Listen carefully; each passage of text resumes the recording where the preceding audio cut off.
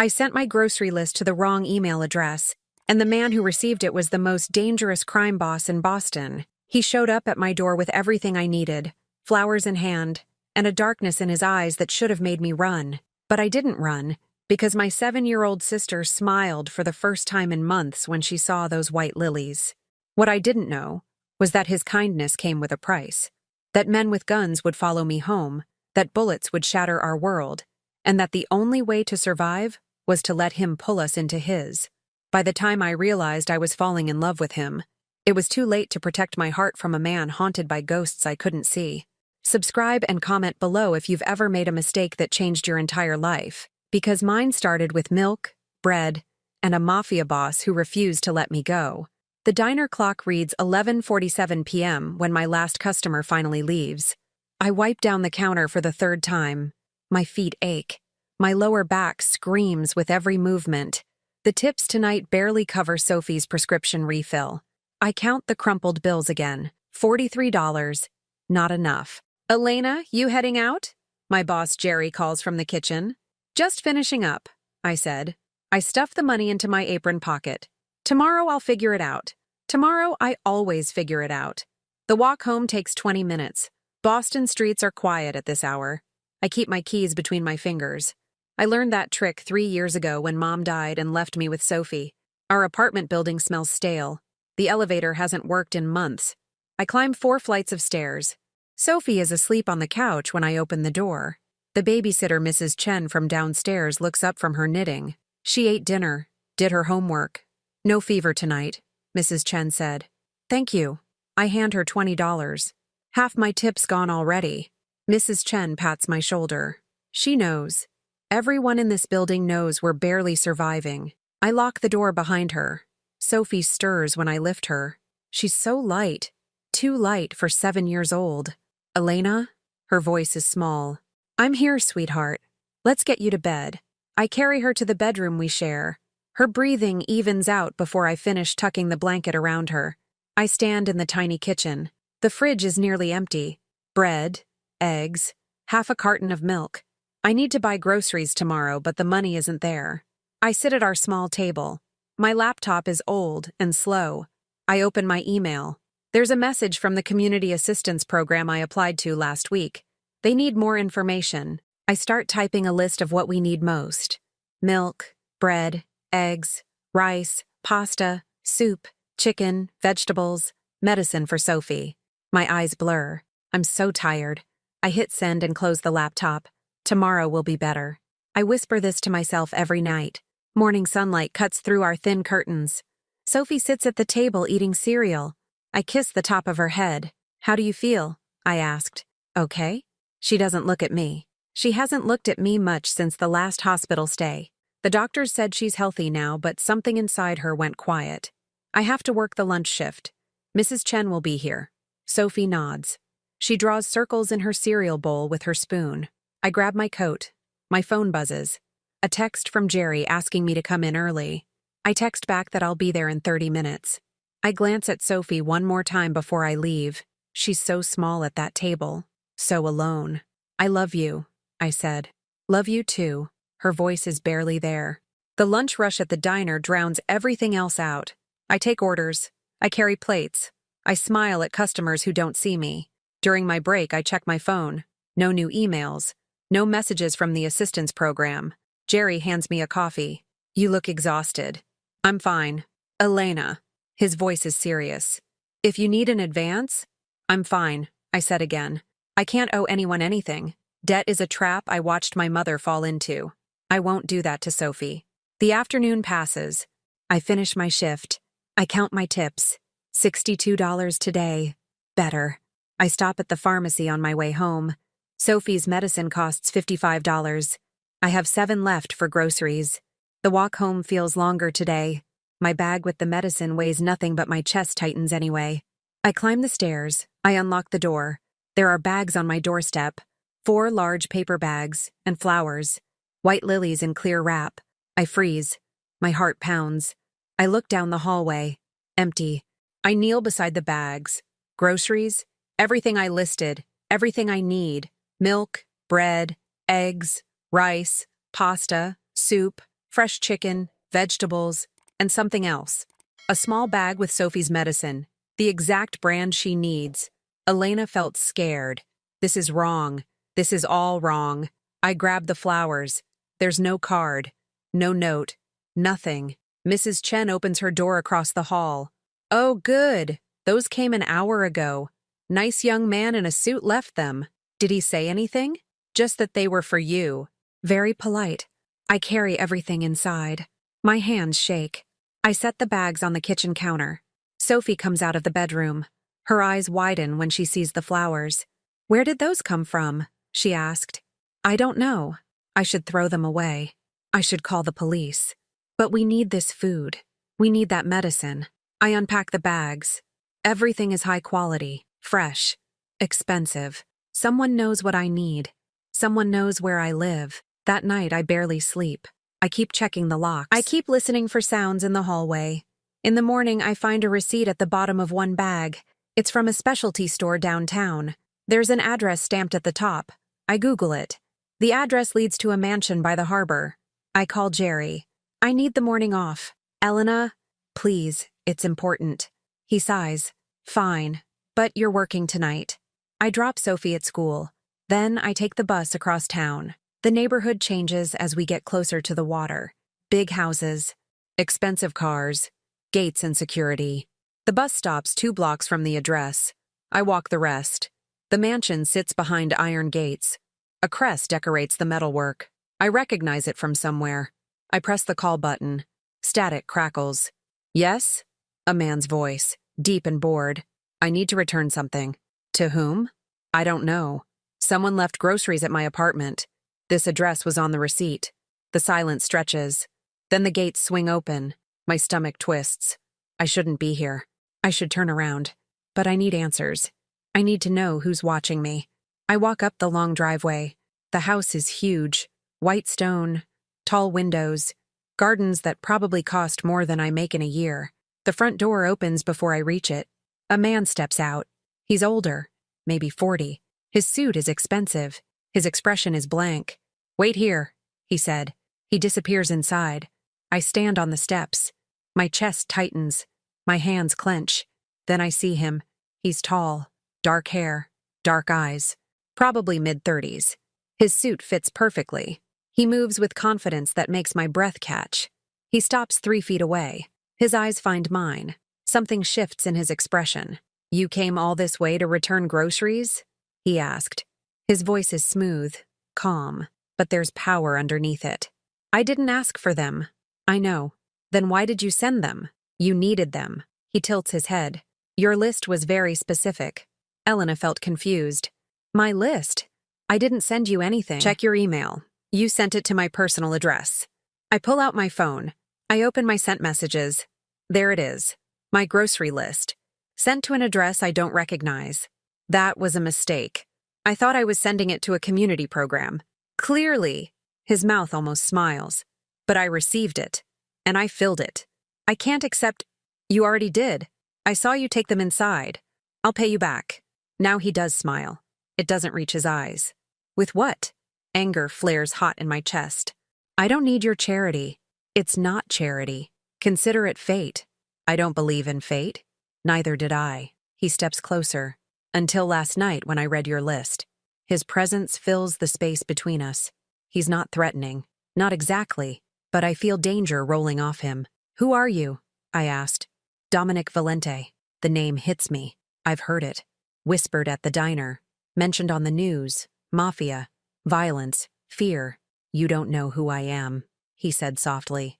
But it's not a question. I step back. I need to go. Elena Moore, age 24. You work at Jerry's Diner. You're guardian to your 7-year-old sister, Sophie. You live at 247 Maple Street, apartment 4C. My blood goes cold. Stay away from us. I'm not the one you need to worry about. Boston has dangers you don't see. Walking home alone at midnight. Counting coins in dark parking lots. You make yourself a target. That's my business. It became mine when you sent me that list. His voice is quiet. Final. Go home, Elena. Take care of your sister. But remember this conversation. Is that a threat? It's a warning. He turns toward the house. Marco will drive you back. I don't need. Yes, you do. He looks over his shoulder. And Elena? Don't try to return the flowers. Your sister deserves to see something beautiful. He disappears inside. The man from before, Marco, appears with car keys. This way, Miss Moore, he said. I want to argue. I want to run. But my legs feel weak. I follow Marco to a black SUV. The ride home is silent. When we reach my building, Marco hands me a card. Just a phone number. No name. If you need anything, he said. I don't take it. He leaves it on the dashboard and drives away. That night, I walk home from my shift. The streets are darker than usual. Streetlights flicker. Two men step out from an alley. My heart pounds. My keys are in my hand. Hey there, one said. His smile makes my stomach turn. Leave me alone. I walk faster. They follow. One grabs my arm. I scream. A black SUV appears. It stops in the middle of the street. The same crest on the door. The men freeze. They look at the car. Then they run. The SUV follows me the rest of the way home. It doesn't leave until I'm inside with the door locked. I lean against the door. Elena felt terrified. And something else. Something I don't want to name. Someone is protecting me. Someone dangerous. The next morning, there's a delivery at the diner. Jerry signs for it. He brings me a white box. Secret admirer? He asked. Inside are more white lilies. And a note. You're safe now. Just those 3 words. No signature. Jerry reads over my shoulder. His face goes pale. Elena, that crest on the delivery card. That's Valente. I know. Jesus Christ. Do you know who he is? Yes. Then you know you can't be involved with that.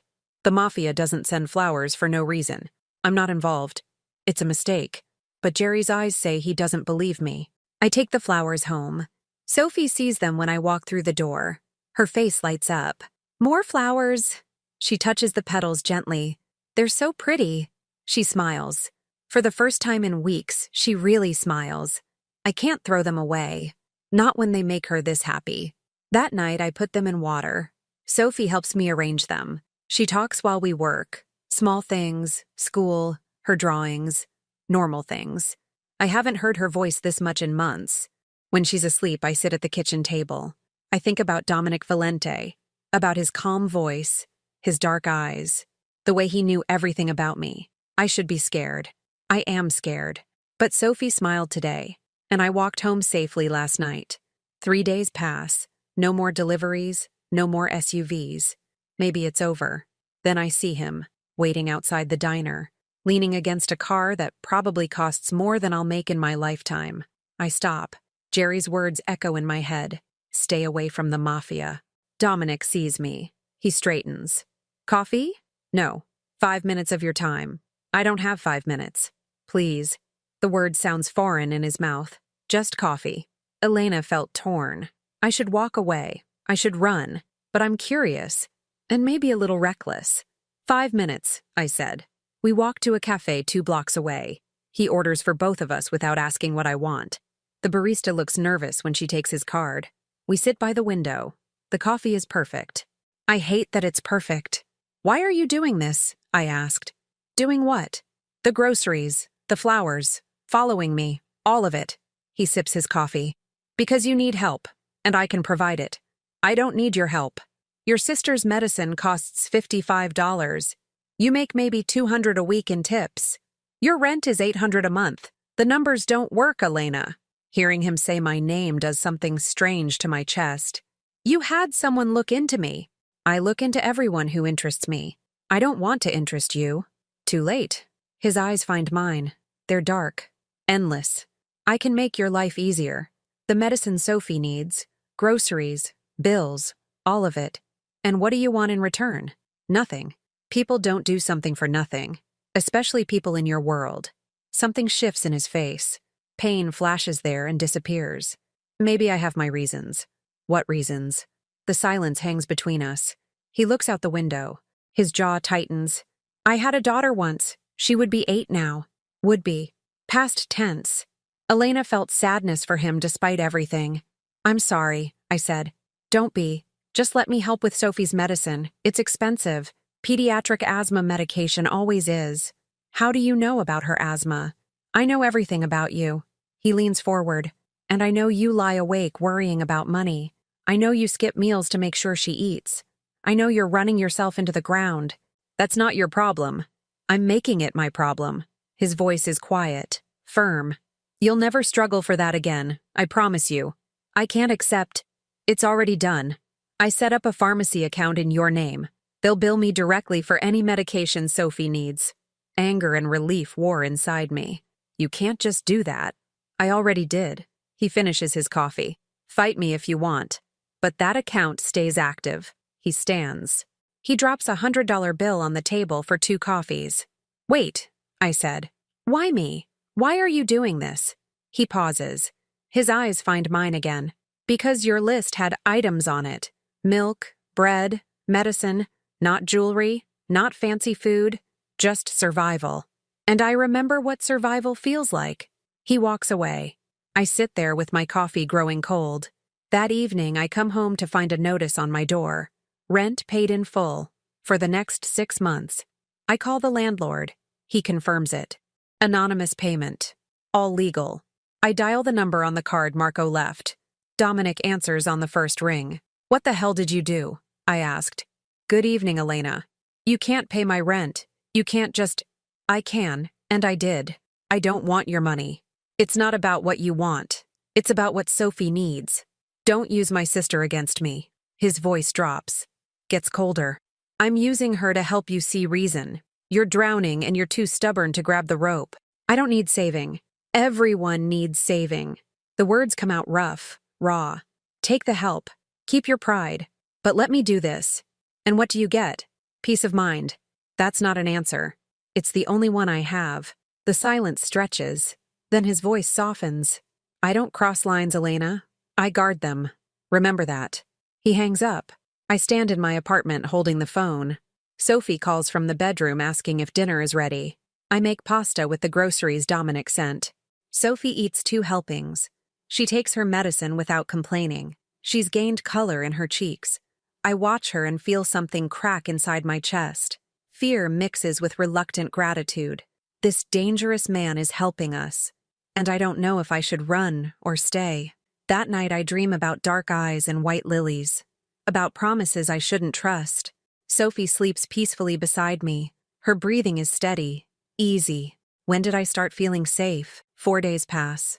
I settle into a strange new normal. Sophie's medicine cabinet is full. Our fridge is stocked. The rent is paid. I should feel relieved. Instead, I feel watched. It's Thursday night when I notice the car. A gray sedan parked across from the diner. The same car I saw yesterday, and the day before. Jerry notices me staring. You okay? Fine, but my voice is shaky. I finish my shift. The sedan is still there when I leave. It follows me at a distance. Not hiding, just there. Elena felt scared. My hands shake as I pull out my phone. I dial 911. There's a car following me, I said. I'm walking on Harmon Street toward Maple. The operator asks questions. I answer. My breath catches with every word. The sedan speeds up, gets closer. I run. My bag hits my hip with every step. The operator tells me to stay on the line. Then I hear tires. A black SUV cuts in front of the sedan. 2 men jump out. I recognize Marco. The sedan tries to reverse. Another SUV blocks it from behind. Miss Moore? Marco appears beside me. Get in the car. The police are coming. Get in the car. Now. His voice is urgent. Not angry. Urgent. I climb into the SUV. The driver pulls away fast. Through the back window, I see Marco and another man drag someone from the sedan. Where are you taking me? I asked. Somewhere safe. The driver doesn't look at me. Boss's orders. We drive for 15 minutes. The buildings get bigger. The neighborhoods get nicer. We pull up to the mansion. Dominic stands at the top of the steps. His face is hard, furious, but not at me. The SUV stops. I get out on shaking legs. Inside, he said. I follow him into the house. The entry hall is massive, marble floors, a chandelier that could buy my apartment building. He leads me to an office. Dark wood, leather chairs, a desk that looks antique. Sit, he said. I sit. He pours something amber into a glass, hands it to me. Drink. I don't. Drink it. His voice is steel. I take the glass. You're shaking. The liquid burns going down, but the shaking stops. Dominic leans against his desk. His eyes find mine. Who knew you were working tonight? Just Jerry and Sophie's babysitter. Anyone else? Old boyfriend? Someone who might want to scare you? No, there's no one. Something shifts in his expression. Relief, maybe. Or satisfaction. The man in that car works for Franco Bellini, a rival. Someone trying to get to me through you. Through me? I'm nobody. You're someone I've been seen with. That makes you leverage. Elena felt angry. This is your fault. You sent those groceries. You paid my rent. You made me visible. Yes. He doesn't deny it. Doesn't apologize. Which means I need to fix it. By what? Leaving me alone? By keeping you safe. He pushes off the desk. You and Sophie are staying here until this is handled. Absolutely not. It's not a request. You can't just... I can. His jaw tightens. They know where you live, Elena. They know Sophie's school.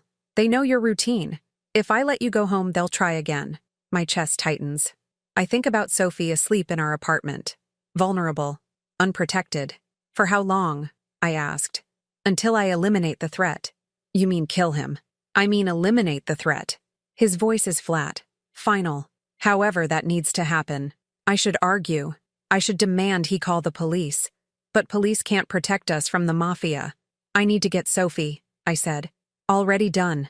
Marco picked her up 10 minutes ago. He's bringing her here now. You sent someone for my sister without asking me? I didn't have time to ask. Every second you argued was a second she was exposed. He's right. I hate that he's right. Where will we stay? I asked. I have a guest house. Separate building. Private. Secure. He crosses to a wall of windows. You'll have everything you need, but you don't leave the property without me. For how long? As long as it takes. The silence stretches between us. I hear a car outside. Voices. That's them, he said. Sophie's here. I meet them in the entry hall. Sophie looks small between Marco and Mrs. Chen. Her eyes are huge. Scared. Elena! She runs to me. I catch her. Hold her tight. It's okay, sweetheart. We're safe. The man said we had to leave. He said it was important. It is important. We're staying here for a little while. Here? She looks around. Takes in the chandelier. The marble. The space. It's like a castle. Something like that. Mrs. Chen pats my arm. I packed a bag for both of you. Clothes. Toiletries. Sophie's homework. Thank you. She glances at Dominic, then back at me. Her eyes say be careful. Call me if you need anything. Marco drives her home. Sophie stays pressed against my side. Dominic steps forward. He crouches down to Sophie's level. His voice changes. Gets softer. Hello, Sophie. I'm Dominic. This is my home. You're welcome here. Sophie looks at him, then at me. Is he the one who sent the flowers? Yes.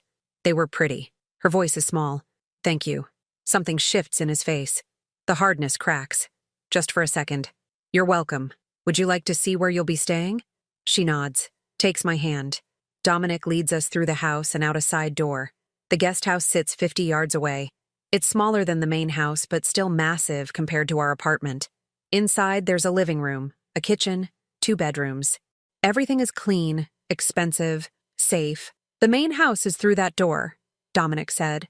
He points to a connecting hallway. There are guards at every entrance. No one gets in without my permission. Sophie explores the bedrooms. I hear her gasp. Elena, there's a big bed and a window seat. I follow her voice. The room is painted pale blue. There's a bed with a white comforter, stuffed animals arranged on the pillows, a bookshelf full of children's books. Did you do this? I asked Dominic. I had it prepared. He stands in the doorway, doesn't come in. A child should have a space that feels safe. Elena felt something crack in her chest. This dangerous man prepared a room for my sister. Thank you, I said quietly. He nods once. Dinner is at 7. Someone will come get you. Or you can eat here if you prefer. We'll come to dinner. His eyes find mine. Good. That night, Sophie falls asleep almost immediately. The bed is comfortable.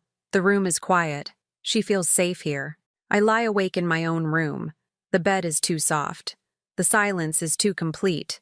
I think about the car that followed me, about Franco Bellini, about the violence that's coming. Sleep doesn't come until nearly dawn. Morning light wakes me. I hear voices outside. I pull on clothes and check on Sophie. Still sleeping. I walk to the main house. Follow the sound of voices to a large kitchen. Dominic sits at an island counter. Coffee in front of him. Marco stands nearby, talking on his phone. "Good morning," Dominic said. His eyes find mine. "Coffee? Please." He pours it himself, adds cream without asking how I take it. He somehow knows. I sip. It's perfect. "How did you know?" "I notice things." Marco ends his call. "Boss, we need to talk." Later. Dominic's voice is firm. "Have breakfast first." "It's important." I said later. The steel returns. Marco nods and leaves. "You don't have to change your schedule for us," I said. "My schedule can wait. Sophie will be awake soon. Children need routine." "You seem to know a lot about children." His jaw tightens. "I did once." The past tense again. The daughter he mentioned. I want to ask, but his expression warns me not to. Footsteps sound behind us. Sophie appears in the doorway. She's wearing pajamas from the bag Mrs. Chen packed. Her hair is messy from sleep. She sees Dominic and freezes. "Good morning, Sophie," he said. His voice changes again, gets gentle. "Are you hungry?" She nods slowly. "What do you like for breakfast?" She looks at me. I nod encouragement. "Pancakes?" Her voice is barely there. "With chocolate chips?" Something shifts in his expression. Pain flashes there. "Chocolate chip pancakes. Good choice. I'll have someone make them." "You don't have to—" I start. But he's already texting someone. Within minutes, a woman appears. She's older, kind-faced. She smiles at Sophie. "Chocolate chip pancakes coming right up, sweetheart." Sophie climbs onto a stool beside me. She swings her legs, watches everything with wide eyes. Dominic watches her. His face is carefully blank, but I see something underneath. Grief, maybe. Or longing. The pancakes arrive. Sophie eats 3. She talks between bites. Small things about school. About her friend Emma. She hasn't talked this much in months. "Can I sit by you?" Sophie asks Dominic suddenly. The silence hangs heavy. I open my mouth to tell her not to bother him, but Dominic nods. "Of course." Sophie climbs down, moves to the stool beside him. She continues eating, telling stories. He listens, really listens, and something in my chest twists. "Children never lie about who's safe," he said quietly. To me, not to Sophie. Elena felt confused. This man is a criminal. He's dangerous. But Sophie trusts him instantly. Maybe children see what adults miss. After breakfast, Dominic offers to show us the grounds. Sophie takes his hand without hesitation. I follow. The estate is massive. Gardens, a pool, a garage full of expensive cars. And everywhere we go, there are guards. Men in suits, earpieces, guns probably hidden under their jackets. "This is what it takes to stay safe in my world," Dominic said. He shows me a panel with security codes. Every entrance is monitored. Every camera feeds to a control room. Nothing happens here without my knowledge. Sounds exhausting. It's necessary. He punches in a code. A door unlocks. Trust no one. Question everything. That's how you survive. "What about loyalty?" "Loyalty is earned. And rare." His eyes find mine. "But when you find it, you protect it." Sophie runs ahead to look at flowers. We follow slowly. "Why do you live in such a dangerous world?" I asked. "I was born into it. My father, my grandfather. Violence is the family business." "You could leave?" "No." His voice is flat. "I couldn't. Not without losing everything, including my life. Do you ever wish you could?" He watches Sophie pick a flower. His jaw tightens. "Every day." The honesty surprises me. I expect him to be cold, distant. But sometimes he lets the mask slip. "What happened to your daughter?" I asked softly. His breath catches. The mask slams back into place. "Not now." "I'm sorry. I shouldn't have—" "Later. I'll tell you later." He walks toward Sophie. "Right now, she needs her sister. Not my ghosts." Days pass. Sophie and I settle into a routine. Breakfast in the main house. Sophie does her homework. I help in the kitchen because I need something to do. The cook, Maria, welcomes my help. She teaches me to make fresh pasta, homemade sauce, things I never had time to learn. Dominic works during the day, but he joins us for dinner, every night at 7. The conversations are careful at first. Weather, Sophie's schoolwork, nothing deep, but slowly we relax. Sophie tells jokes. Dominic laughs. The sound surprises me every time. One evening I find him in the library. He's looking at a photo in a silver frame. "That's them," he said without turning. "My wife and daughter, Angelina and Rosa." I step closer. The woman in the photo is beautiful. Dark hair, bright smile. The little girl looks just like him. "Rosa would be 8 now," he said. "She loved chocolate chip pancakes too." Elena felt sadness for him. "What happened?" He sets the frame down. His hands shake slightly. "Car bomb. Meant for me. I was supposed to drive that day, but I was running late. So Angelina took Rosa to school instead." "Dominic!" "They died instantly. At least that's what they told me. I hope it's true. I hope they didn't feel pain." His voice breaks on the last word, the first real emotion I've heard from him. "It wasn't your fault," I said. "It was absolutely my fault. My life, my enemies, my bomb." He turns to face me. His eyes are red. "I killed them by existing, by loving them, by making them targets." I step closer, place my hand over his. His skin is warm. His fingers curl around mine. "You didn't kill them. The person who planted that bomb killed them. Franco Bellini." The name comes out rough, hard. He planted it, and he's been waiting 5 years to finish what he started. By coming after us? By coming after anyone I care about. His thumb brushes across my knuckles. "Which is why I need you here, where I can protect you, where I can make sure history doesn't repeat." The silence stretches. Our hands stay connected. Something passes between us. Understanding, maybe. Or recognition. "I'm not afraid," I said. "But it's a lie. You should be. This world destroys everything soft, everything good. Then why let us in?" "Because I saw your list. Milk, bread, medicine. And I remembered what it felt like to care about simple things, to want someone safe more than I wanted power." His eyes find mine. They're dark, endless, broken. "Sophie deserves better than this life," he said. "And so do you. Maybe. But we're here now." "Yes, you are." He lifts my hand, presses his lips to my knuckles. "Quick, gentle. And I'll keep you here. Safe, no matter what it costs." That night I can't sleep. I keep thinking about his touch, his broken voice, the way he kissed my hand. I walk to the kitchen for water. Dominic is already there, standing at the window. "Can't sleep either?" he asked. "Too quiet. Or too loud." He means the thoughts, the memories. "Want company?" I nod. We sit at the island. 2 people carrying too much weight. "Tell me about your parents," he said. "Mom died 3 years ago. Cancer. Dad left when I was 10. He couldn't handle the responsibility. So you raised Sophie alone?" "Yes, since she was 4. I trace patterns on the counter. Some days I don't know if I'm doing it right, if she'll be okay, if I'm enough." "You're enough." She smiles now. She talks. "That's because of you." She smiles because she feels safe. "That's because of you." His eyes find mine. "Then maybe we're both doing something right." The silence hangs between us. Comfortable now. Less careful. "I started cooking for you," I said. "For us. It feels normal, domestic, strange. Strange bad? Strange good. Surprisingly good. I like having you here." His voice is quiet, honest. "Both of you. This house has been empty for too long." "How long?" 5 years. Since they died. I couldn't stay here. Too many memories. I only came back last year." He looks around. "It still feels haunted sometimes." "What changed? Why come back?"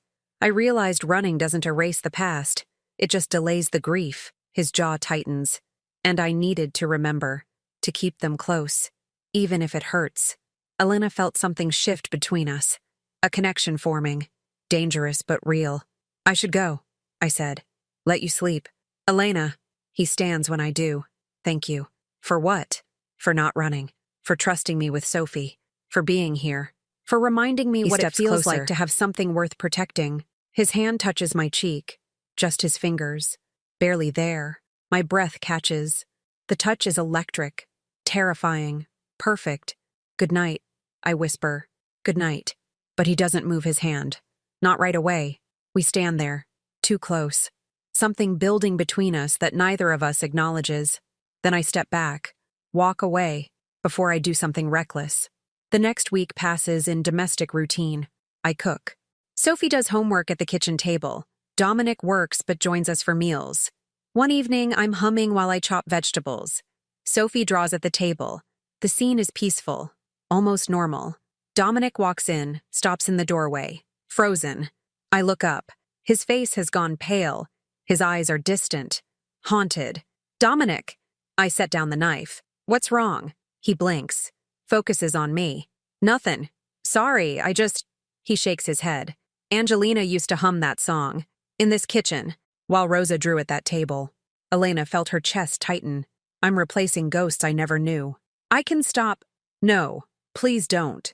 His voice is rough. It's been 5 years since this house felt alive, since there was humming and drawing and the smell of dinner cooking. He crosses to Sophie, looks at her drawing. That's beautiful, Piccola. What is it? Our family.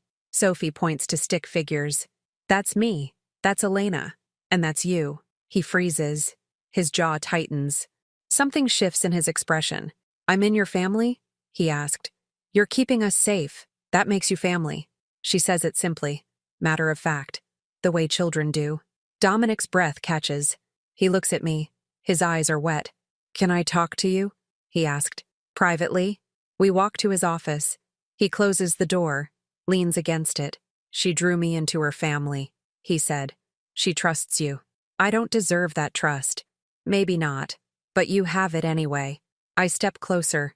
You've been good to us. Patient. Kind. She sees that. I'm not kind, Elena. I'm a killer. A criminal. I've done things that would make you run screaming. I know what you are, but I also know you made sure Sophie's room had stuffed animals. That you listened to her stories. That you came back to this house because you couldn't forget the people you loved. His hands curl into fists. I can't let myself care again. Every time I care, people die. Or maybe every time you care, you become more human. I reach up, touch his jaw. His skin is rough with stubble. You're not a monster, Dominic. No matter what you've done. His hand covers mine, holds it against his face. You make me want to be better. Then be better. The silence stretches. His eyes find mine, dark and broken and hopeful all at once. I should go check on Sophie, I said. But I don't move. Neither does he. We stand there, his hand on mine, my fingers against his skin. Something building that we're both too scared to name. Then Marco knocks. The moment breaks. Boss, we have a problem. Dominic drops my hand, opens the door. What is it? Bellini's been spotted, 2 blocks from the property, checking our perimeter. Dominic's face goes hard, cold. The gentleman disappears. The boss returns. Double the guards. No one in or out without my direct authorization. Already done. Good. He looks at me. Go to Sophie. Stay in the guest house. Don't come out until I tell you. What's happening? Bellini is making his move, testing our defenses, looking for weakness. His jaw tightens. He won't find any. 3 days later, we're eating breakfast when I hear it. A sharp crack, glass shattering. Sophie screams. I dive for her, but Dominic is faster. He covers her body with his, pushes us both to the floor. More cracks, more glass. Stay down, he shouts. Guards pour into the room, weapons drawn, shouting, movement everywhere. I hold Sophie against me. She's crying, shaking. Elena felt terrified. My hands shake. My chest tightens. Dominic stays over us. His body is a shield, protecting us from whatever's coming. Then silence. The shooting stops. Clear, someone shouts. Dominic pulls back. Check Sophie first, then me. His hands move over us quickly, professionally, looking for injuries. You're okay. You're both okay. His voice shakes. Just slightly. I've got you. Sophie won't let go of me. She's crying, saying my name over and over. It's okay, sweetheart. We're safe. Dominic kept us safe. He lifts us both, carries us through the house. Guards form a wall around us. We go deeper into the mansion, to a room I've never seen. He sets us on a couch, kneels in front of Sophie. His face is gentle, calm. even though I can see fury in his eyes. Sophie, look at me, Piccola. You're safe now. No one will hurt you. I promise. She looks at him. Her face is red, tear-streaked. I'm scared, but you're brave. I know, so brave. He brushes hair from her face. And I won't let anything happen to you. Or to Elena. Never. Sophie launches herself at him, wraps her arms around his neck. He catches her, holds her close. His eyes find mine over her shoulder. They say everything. This is war now, and he'll burn the world to keep us safe. Elena felt something shift inside me. I don't just trust him. I'm starting to need him. And that's more terrifying than any bullet. We stay in the safe room for 6 hours. Guards bring food, water, blankets for Sophie. Dominic paces. His phone rings constantly. He answers in clipped sentences. His voice is hard, angry. Marco appears eventually. All clear. It was a single shooter, long range. He's gone now. Did you find him? Dominic asked. We're tracking the trajectory. We'll have him by morning. When you do, bring him to me alive. The words are cold, final. I want to know who sent him. Marco nods. Leaves. Dominic turns to us. I'm moving you deeper into the house. The guest house isn't secure enough. Okay. I don't argue this time. Sophie is asleep against my shoulder, exhausted from fear. Dominic lifts her gently. She doesn't wake. We walk through corridors I've never seen, past more guards, more security, to a wing that feels older, more private. These were family rooms, he said quietly. Mine, Angelina's, Rosa's. No one's used them in years. He opens a door. The room is large, windows with heavy curtains, a connecting door to another room. Sophie can sleep in there. He nods toward the connecting door, so you can hear her if she wakes. He lays Sophie on the bed in the smaller room. I tuck blankets around her, kiss her forehead.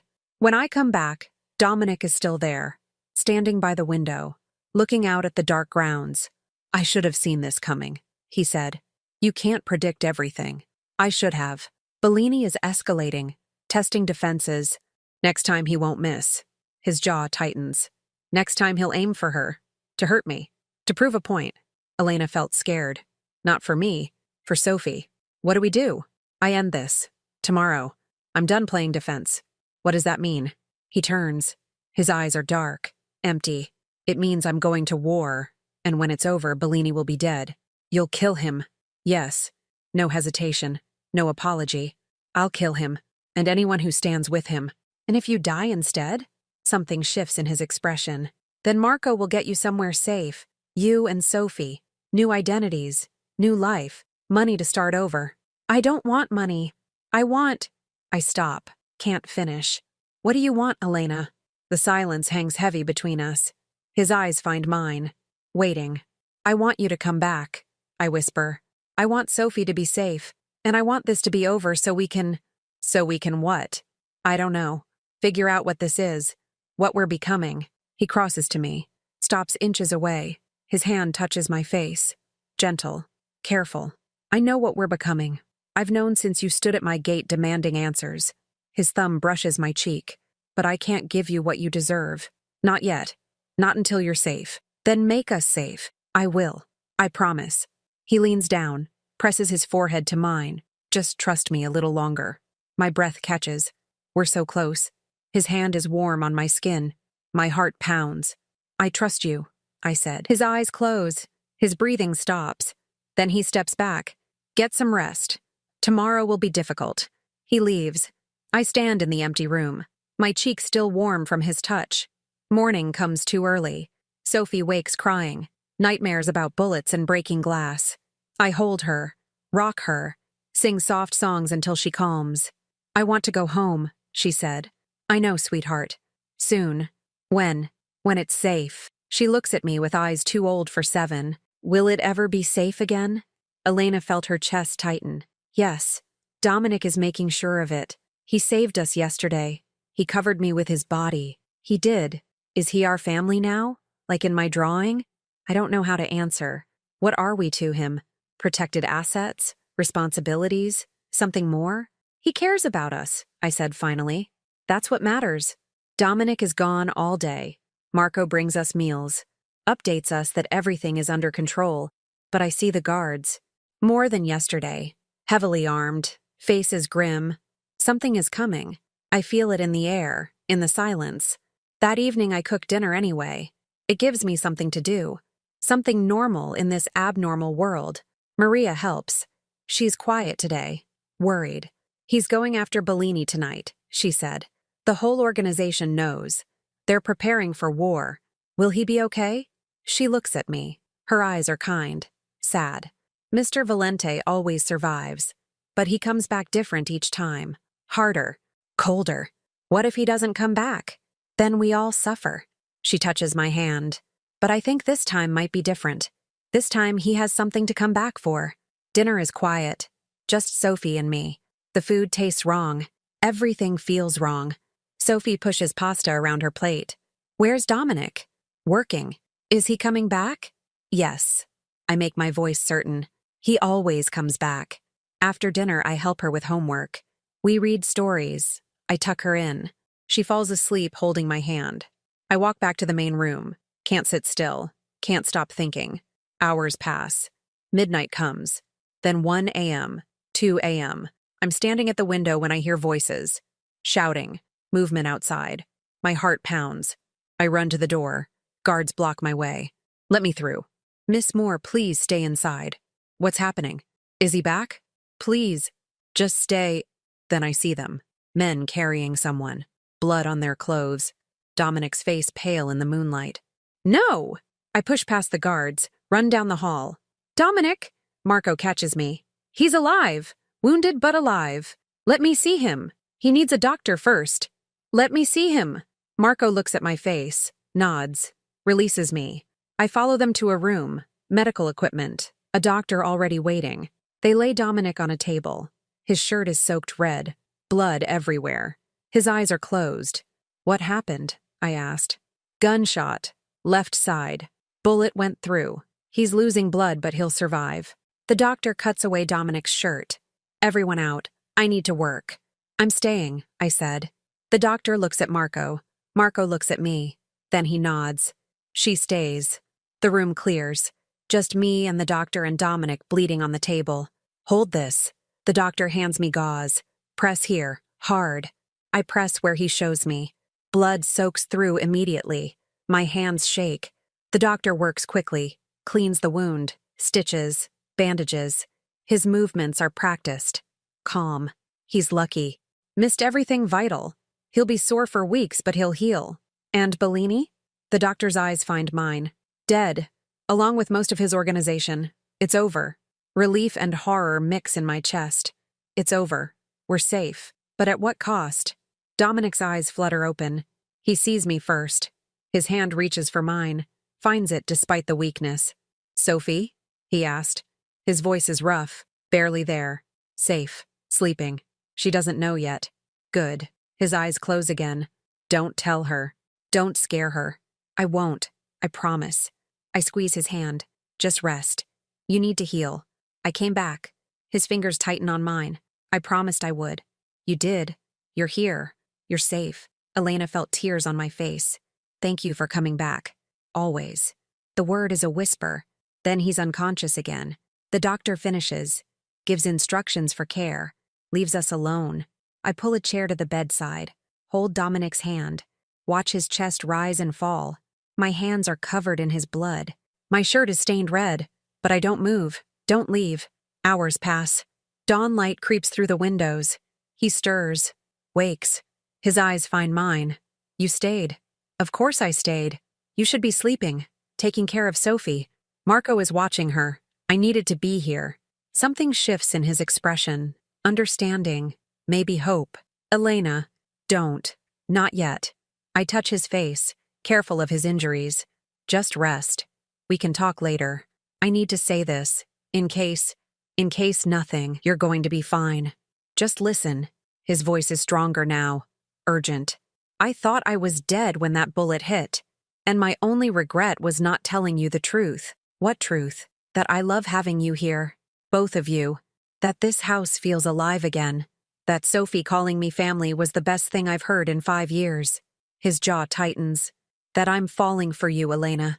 And it terrifies me. Elena's breath caught. My heart pounds. Dominic, you don't have to say anything. I just needed you to know. Before I couldn't say it anymore. I lean down, rest my forehead against his. You're not allowed to die. You promised to keep us safe. That means keeping yourself safe too. I'll try.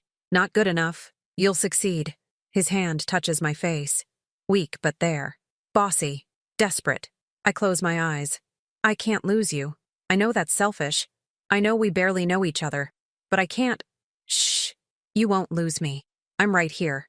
We stay frozen. Pressed together, breathing each other's air. Then Sophie's voice calls from somewhere in the house. My name. Scared. I have to go, I said. I know. Go. I'll be here when you get back. I kiss his forehead quickly. Then I run to find Sophie. The next few days blur together. Sophie stays by my side. Dominic recovers slowly in bed. I split my time between them, cooking for Sophie, reading her stories, then sitting with Dominic, changing bandages, bringing him food. His color returns, his strength too. By the 4th day he's sitting up. By the 6th he's walking, slowly, wincing, but walking. Sophie still doesn't know he was hurt. I told her he's working. She believes me because she's 7 and trusts what I say. One evening I bring Dominic dinner. He's in his bedroom now, out of the medical room, trying to reclaim normalcy. You don't have to keep doing this, he said. Maria can bring food. I want to. I set the tray on his bedside table.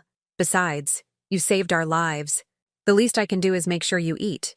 I was just doing my job. Your job is crime, not protection. Maybe my job is evolving. His eyes find mine. Because of you. Elena felt her chest tighten. You said you were falling for me. Did you mean it? Yes. Every word. Even though we barely know each other?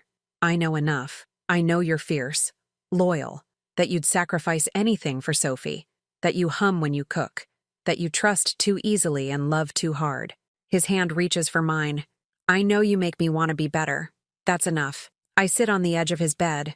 Our hands connect, fingers lacing together. I'm scared, I said. Your world is violent, dangerous. People die. They do, but I'll keep you safe, always. What if it's not enough? What if something happens and… Elena, look at me. I meet his eyes. Dark, certain, alive. I spent 5 years wishing I'd died instead of my family. 5 years thinking I had nothing left. Then you sent me a grocery list. And everything changed. A stupid mistake. The best mistake you ever made. Because it brought you here. To me, to safety. To this moment. His hand tugs me closer. I lean in. Our faces inches apart. I'm afraid of peace, he said quietly. It feels unfamiliar. Wrong. Like I don't deserve it. Maybe you don't. But you're choosing it anyway. That's what matters. Am I choosing it? Or is it choosing me? Does it matter? I touch his face, feel the stubble on his jaw. You're here. We're here. We're alive. That's more than most people in your world get. Something shifts in his expression. His hand moves to my neck. Gentle. Warm. I want to kiss you, he said. But I'm afraid if I start, I won't stop. Then don't stop. His eyes darken. Elena? Kiss me, Dominic. Please. He pulls me closer. His lips touch mine. Soft at first. Testing. Then deeper. Hungry. I kiss him back. Pour 5 years of his loneliness and 3 years of my survival into this moment. His hand tangles in my hair. Mine rest on his chest. Careful of his injury, but desperate to be closer. When we finally break apart, we're both breathing hard. His forehead rests against mine. That was… He starts. Everything, I finish.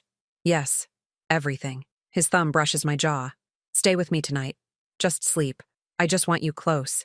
Sophie, Marco is with her. She's safe. I promise. I shouldn't. It's too fast. Too much. But I'm tired of being careful. Okay. We lie down together. His arm around me. My head on his shoulder. Careful of his wound. Tell me about Angelina, I said. If you want. He's quiet for a long moment. Then he speaks. She was strong. Like you. She knew what I was when we met. Never judged. Just loved. What happened to her? Car bomb. 5 years ago. She was taking Rosa to school. I was supposed to drive, but I got a call. Business. So I stayed behind. His voice breaks slightly. They died because I was too busy to drive my daughter to school. It wasn't your fault. Everyone says that. But I know the truth. Bellini planted that bomb for me. They died because of who I am. What I do. Elena felt tears on my face. For him. For them. For all the loss this world creates. You're not that person anymore, I said. I killed 12 men 3 days ago. I'm exactly that person. No. You're the person who makes chocolate chip pancakes for a scared little girl. Who listens to her stories. Who covers her body with yours when bullets fly. That's who you are now. His arm tightens around me. You make me believe I can be different. Then be different. With us. For us. What if I fail? Then we fail together. But at least we tried. The silence stretches. Comfortable now. Safe. His breathing evens out. He's asleep. Exhausted from injury and emotion. I stay awake a little longer. Listening to his heartbeat. Feeling his warmth. This dangerous man is mine now. And I'm his. Whatever that means. Whatever comes next. Morning comes with Sophie's voice calling for me. I wake in Dominic's arms. He's already awake. Watching me. Good morning, he said. Morning. I start to move. He holds me closer. Not yet. 1 more minute. We lie there, stealing time, knowing it can't last. Then Sophie calls again. Louder. More insistent. I have to go, I said. I know. He releases me. Tonight. Come back tonight. Okay. I kiss him quickly. Then I run to find Sophie. The next week settles into routine. Dominic heals. Sophie returns to her homework. I cook and clean because I need purpose. The 3 of us eat breakfast together. Dominic teaches Sophie to play chess. She beats him twice. He pretends to be shocked. One afternoon, I'm cleaning up after lunch. Sophie is drawing. Dominic is reading. The scene is peaceful. Domestic. This is what normal feels like. Family, home, safety. Dominic looks up, catches me staring. He smiles. Small. Real. Just for me. Elena felt something settle in her chest. This is where I belong. With them. In this strange, violent, loving world. That night after Sophie is asleep, Dominic finds me in the kitchen. I'm washing dishes. Humming without thinking about it. He comes up behind me. His arms circle my waist. His chest presses against my back. Dance with me, he said. There's no music. We don't need music. He turns me around, takes my hand, places his other hand on my waist. We sway slowly, moving to a rhythm only we hear. His eyes never leave mine. I'm not afraid anymore, he said. Of what? Peace? Happiness? This. He pulls me closer. You make it feel possible. It is possible. You just have to choose it. I'm choosing it. Right now. With you. He kisses me. Slow and deep. The kind of kiss that promises everything. When we break apart, his voice is rough. Stay with me, Elena. Not as a guest. Not for protection, but because you want to. Because this is home now. Are you asking? I'm asking you to be mine. Officially. Completely. You and Sophie. My family. My breath catches. This is real. He's really asking. What about your world? The danger. Bellini is dead. His organization is scattered. We're safe now. As safe as we'll ever be. And if something else comes, then I'll handle it. But I won't let fear stop me from having this. From having you. Elena felt tears on her face. Happy tears. Grateful tears. Yes, I whisper. Yes. We'll stay. We'll be yours. He lifts me. Spins me once. Then sets me down and kisses me again. This dangerous man. This broken man. This man who learned to love again because of a grocery list. He's ours now, and we're his. Finally, we're home. 3 weeks pass in quiet healing. Dominic's strength returns. The stitches come out. He moves without wincing. Sophie blooms. She talks Laughs more. Draws pictures of our life here. Every drawing includes the 3 of us together. I watch them play chess in the library. He lets her win sometimes. She knows but doesn't care. She just loves that he plays with her. Checkmate, Sophie said. She grins. I got you again. You did. You're getting too good at this. You taught me. I did. But you're surpassing the teacher. He glances at me. His eyes find mine. Ready for dinner? Almost. 10 more minutes. I return to the kitchen. Maria is already gone for the day. I cook alone now. I like it. The quiet. The routine. The way it feels normal. Dominic appears behind me. His arms circle my waist. This is routine too now. These small touches. These stolen moments. Smells good, he said. Chicken parmesan. Sophie's favorite. And yours? And mine. I lean back against his chest. You're supposed to be supervising her homework. She's reading. Very focused. I wasn't needed. He kisses my neck. Careful. So I came to find you. We're eating in 20 minutes. I know, I can wait. But his arms tighten. Or maybe I can't. I turn in his arms. His eyes are dark. Warm. Alive in ways they weren't a month ago. Sophie will come looking. Let her. He kisses me. Slow. Deep. I don't care who sees. You're mine now. I want everyone to know. Elena felt her chest tighten with happiness. Possessive. Absolutely. He pulls back slightly. Is that a problem? No, I like it. Good. Because I'm not letting you go. Ever. Sophie's footsteps sound in the hallway. We separate, but not quickly, not hiding anymore. She appears in the doorway, sees us standing close. Smiles. Are you kissing again? She asked. Maybe, I said. Gross, but also good. Because it means you're happy. She climbs onto a stool. Can I have juice? Dominic pours it for her. His hand touches mine as he passes. Small gestures, constant connection. We eat together. Sophie tells stories about school. About her friend Emma who wants to meet Dominic. About the science project she's working on. Emma says you must be my dad because we live with you, Sophie said. She looks at Dominic. I told her you're not, but you feel like you could be. The silence hangs heavy. Dominic sets down his fork. His jaw tightens. How do you feel about that? He asked. His voice is careful, gentle. If I was? Sophie shrugs. I think it would be good. You're nice to me, and you make Elena smile. She didn't smile much before. She smiled plenty, he said. Not real smiles, not happy ones.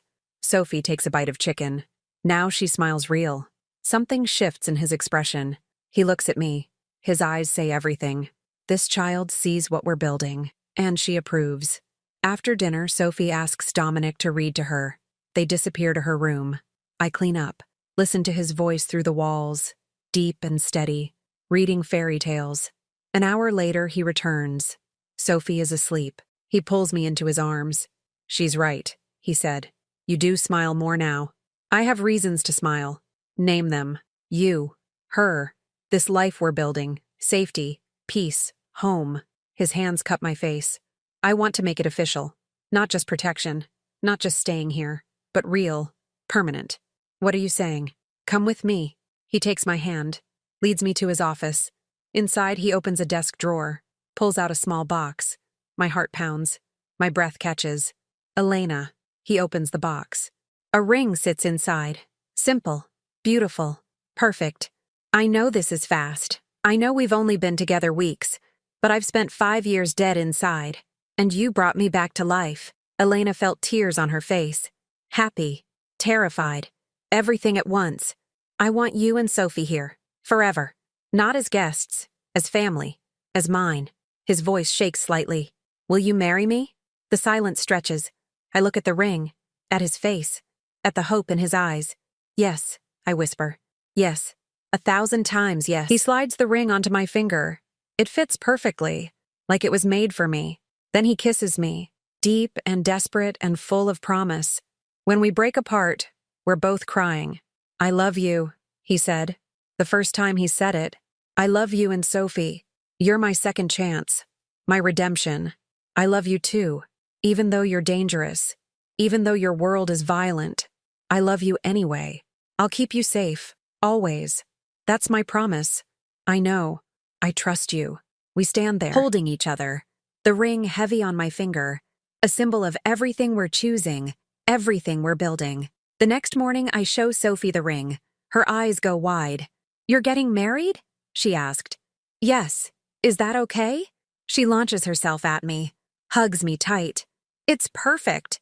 Does this mean Dominic is really my family now? Yes, sweetheart. Really your family. Can I call him Dad? My chest tightens. I look at Dominic. He's standing in the doorway. He heard. If he says it's okay? I said. Dominic crosses to us. kneels down to Sophie's level. His voice is rough, emotional. You can call me whatever you want, Piccola, but I would be honored to be your dad. Sophie throws her arms around his neck. Dad, I like how that sounds. He holds her. His eyes close. His jaw tightens. Something shifts in his expression. Healing, finally healing. When Sophie pulls back, she's grinning. Can I tell Emma? Yes. You can tell Emma. Tell everyone. Dominic looks at me. His eyes find mine. Tell the whole world. 2 weeks later, we have a small ceremony. Just Marco and Maria and a few trusted friends. Sophie wears a white dress. I wear something simple. Dominic wears a suit that makes my breath catch. We say vows in the garden, under white lilies, the flowers that started everything. I promise to protect you, to love you, to give you the peace you deserve. His voice is strong, certain, for the rest of my life. I promise to stand beside you, to trust you, to build this life with you. My voice shakes. For the rest of mine. Sophie stands between us, holding both our hands. Part of this promise, part of this family. When Dominic kisses me, Sophie cheers. Marco claps. Maria cries happy tears. We're married. Official. Real. Forever. That night after Sophie is asleep, Dominic carries me to our bedroom, sets me down gently. His hands shake slightly. Nervous? I asked. Terrified. I haven't done this in 5 years. Haven't wanted to. Until you.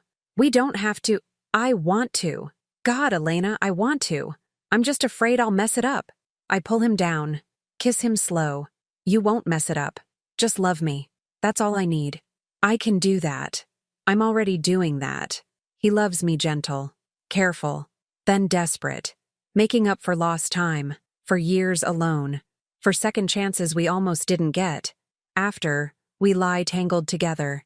His fingers trace patterns on my skin. My head rests on his chest. I listen to his heartbeat. Steady, strong, alive. Thank you, he said. For what? For sending that grocery list. For being brave enough to come to my gate. For trusting me with Sophie. For loving me despite everything I am.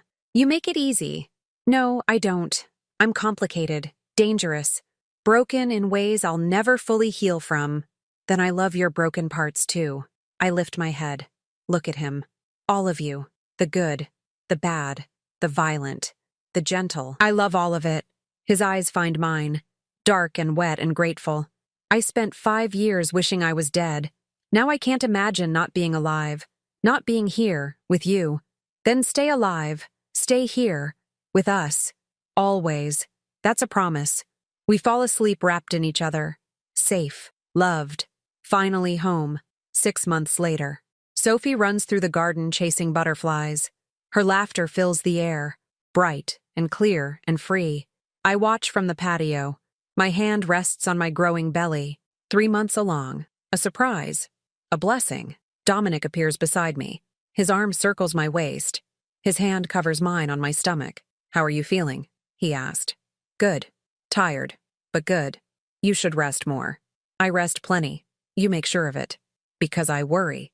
His hand moves in gentle circles. About you. About the baby. About everything. We're fine. The doctor said everything is perfect. I know. But I can't help worrying. Not after. He stops. Doesn't finish. I turn in his arms. Look up at him. This isn't 5 years ago, this is now. We're safe. You made sure of that. I did my best. Your best is more than enough. I kiss him softly. Stop worrying. Just enjoy this. Enjoy us. Sophie runs over. Her cheeks are flushed, her eyes bright. Dad! Come see! I found a chrysalis. Dad. She calls him that naturally now, like he's always been hers. Show me, he said. She grabs his hand, pulls him toward the garden. He looks back at me, smiles, real and warm and happy. I follow slowly. Watch them examine the chrysalis. Watch him explain metamorphosis. Watch her listen with complete focus. This is our life now. Garden walks, butterfly watching, peace. Marco appears with papers for Dominic to sign. Business. But different business now. Legitimate investments. Properties. Nothing violent. He's changed. We all have. Transformed into something better. Something whole. That evening, we eat dinner together. Sophie tells us about school. about her science project, about Emma's birthday party next week. "Can we buy Emma a present?" she asked. "Of course," Dominic said. "What does she like?" "Books, like me. Then we'll find the best books in Boston." After dinner, I help Sophie with homework. Dominic cleans up. These small routines, these ordinary moments, they're everything. Later, after Sophie is in bed, we sit on the patio. Stars fill the sky. The air is warm. Summer approaching. "I need to do something tomorrow," Dominic said. "Will you come with me?" "Where?" "The cemetery. I haven't been since—" His jaw tightens. "Since before you came. I need to go now. To tell them." Elena felt her chest tighten. "Tell them what? That I'm okay. That I found peace. That they can rest now because I'm not suffering anymore. Of course I'll come." The next morning we drive to the cemetery. Sophie stays with Maria. Just the two of us. This is private. Sacred. We walk to a grave with two names. Angelina Valente. Rosa Valente. Flowers still fresh. Someone tends them. Marco, probably. Dominic stands silent for a long moment. I stay back. Give him space. Then he kneels. Places his hand on the stone. His voice is quiet. Raw. "I'm sorry I stayed away so long. I couldn't face you. Couldn't face what I'd done. What I'd lost." He pauses. "But I'm here now. And I need you to know something." The silence hangs heavy. A bird calls somewhere nearby. Wind moves through the trees. I met someone. Two someones. Elena and Sophie. They needed help. Protection. And somehow in saving them, they saved me. His voice breaks slightly. "I'm happy again. I didn't think that was possible. But it is. Because of them." He pulls something from his pocket. A photo. Sophie's drawing. The three of us. Family. Sophie drew this. She's 7, like Rosa would have been.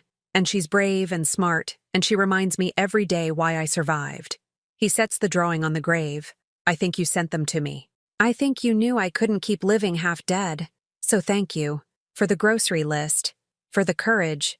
For giving me permission to love again." Tears stream down his face. He doesn't hide them. Doesn't wipe them away. "I'll never forget you. Either of you. You'll always be my first family. My first love. But I need to live now. For them. For the baby coming. For myself." He touches the stone one more time. "Rest easy. I'm okay now. Finally okay." He stands. Turns to me. I cross to him while he breaks. While he finally lets go of 5 years of grief. "I love you," I whisper. "And they would love you for surviving. For choosing happiness again." "You think so?" "I know so. Love doesn't end. It transforms. Grows. Makes room for more." We stand there together. Saying goodbye. Saying thank you. Saying I'm finally ready to move forward. When we leave, he's lighter. The weight he's carried is finally shared. Finally bearable. That night, Sophie asks to see the ring again. She loves looking at it. Touching it. Proof that this is real. That we're permanent. "Will the baby have a ring too?" she asked. "Not right away. Babies are too little. When I grow up, can I have one? Someday, when you're much older and you find someone you love, like you and Dad?" "Exactly like that." She considers this, then nods, satisfied with the answer. Dominic sits in his chair reading, but his eyes follow us, soft, grateful, happy. This is everything. This moment, this family, this life we built from grocery lists and mistakes and second chances. Later, after Sophie sleeps, I lie in Dominic's arms, our usual position, safe and close. "What are you thinking?" he asked. "That I'm grateful. For everything. Even the scary parts. Because they led us here. The grocery list that changed everything. The best mistake I ever made. Not a mistake. Fate." His hand finds mine, threads our fingers together. "You were supposed to send it. I was supposed to receive it. This was always meant to happen. You believe in fate now? I believe in you. In us. That's close enough." I turn in his arms, kiss him slow, pour everything I feel into this moment. Gratitude, love, certainty. "I love you," I said. "Today, tomorrow, forever, forever," he echoes. "That's a promise." We fall asleep wrapped in each other, our hands clasped, the ring catching moonlight. Tomorrow Sophie will wake us early. We'll make breakfast together. We'll laugh and argue over pancake shapes and homework assignments. We'll live this beautiful, ordinary, extraordinary life. But tonight, right now, this is enough. This moment, this man, this peace we fought so hard to find. Sophie calls from her room, a nightmare maybe, or just wanting comfort. Dominic starts to rise, but I stop him. I'll go, I said. I walk to her room. She's sitting up, eyes wet, scared. What's wrong, sweetheart? Bad dream. About before. About being scared. She reaches for me. I hold her close. You're safe now. Dad and I are here. Nothing bad will happen. Promise? Promise. She relaxes.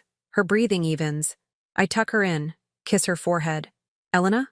Her voice is sleepy, soft. I'm glad you made that mistake, sending the list, because now we're here, and I'm happy. My chest tightens. Elena felt love overflow in her chest. Me too, baby. Me too.